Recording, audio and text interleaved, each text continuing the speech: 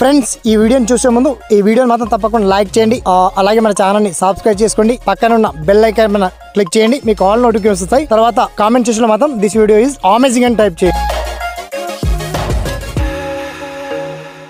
Hello hi అండి, అందరికీ నమస్తే. నా పేరు శ్రీనివాస్, మీరు చూస్తున్నారు ఎస్పిఎన్ ఎడ్యుకేషన్ యూట్యూబ్ ఛానల్.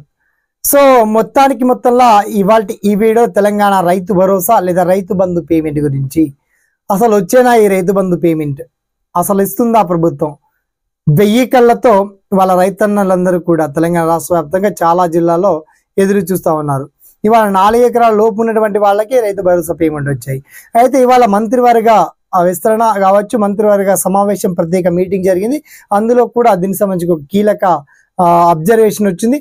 దీనికి సంబంధించి డబ్బుల పంపిణీ ప్రక్రియ కూడా జరుగుతూ ఉందని చెప్పేసి రాష్ట్ర వ్యవసాయ శాఖ మంత్రి కూడా వెల్లడించడం జరిగింది.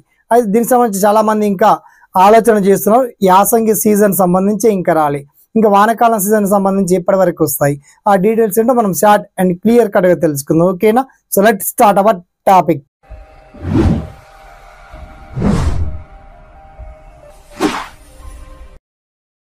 సో ఫ్రెండ్స్, ఇక మొత్తానికి ఈ జూన్ చివరి వారం కల్లా ఈ రైతు భరోసా పేమెంట్ లేదా రైతు బంధు పేమెంట్ ఎకరానికి 6,000 రూపాయల చొప్పున సుమారుగా వ్యవసాయానికి యోగ్యంలో ఉన్నటువంటి భూములన్నిటికీ, అంటే వ్యవసాయానికి సాగులో ఉన్నటువంటి భూములన్నిటికీ తప్పకుండా ఈ రైతు భరోసా జమ చేస్తామని చెప్పి రాష్ట్ర గౌరవ ముఖ్యమంత్రి రేవంత్ అన్న గారు తెలియజేశారు.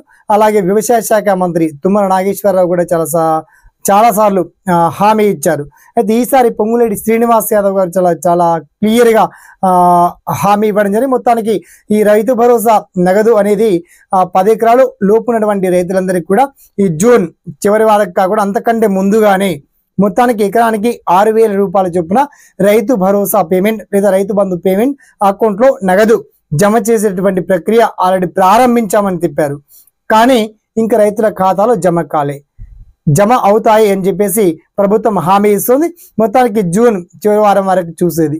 ఇక తర్వాత రైతులకు ఓపిక నశించిపోయి నెక్స్ట్ వానాకాలం సీజన్ పంటలో వాళ్ళు వ్యవసాయ పనుల్లో నిమగ్నమైపోతారు. ఇక ప్రభుత్వం పైన కాస్త ఆవేశం అనేది ఇప్పటికీ రైతులు కలుగుతూ ఉంది.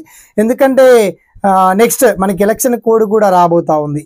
సో ముఖ్యంగా మున్సిపల్ ఎలక్షన్స్ కావచ్చు, జడ్పీటీసీ ఎంపీటీసీతో పాటు అండ్ సర్పంచ్ ఎన్నికలు కూడా వస్తున్నాయి. కాబట్టి దీన్ని కూడా బేస్లో ఉంచుకొని మొత్తానికి రైతు భరోసా పేమెంట్ మాత్రం ఎంత వీలైతే అంత తొందరగా అకౌంట్లో నగదు జమ చేసేటువంటి విషయం ప్రభుత్వం పరిశీలిస్తూ ఉంది. అదేవిధంగా బ్యాంక్ అధికారులకు కూడా ఆదేశాలు జారీ చేయడం జరిగింది. ఓకేనా? ఇంకా దీనికి సంబంధించి మీకు డౌట్స్, సలహాలు, సందేహాలు ఉన్న వన్స్ మీ ఒపీనియన్ని తెలియజేయండి, గుర్తు చేయండి. సదా మీ సేవలో ఈ SPN education YouTube channel. Thanks for watching. జై హింద్.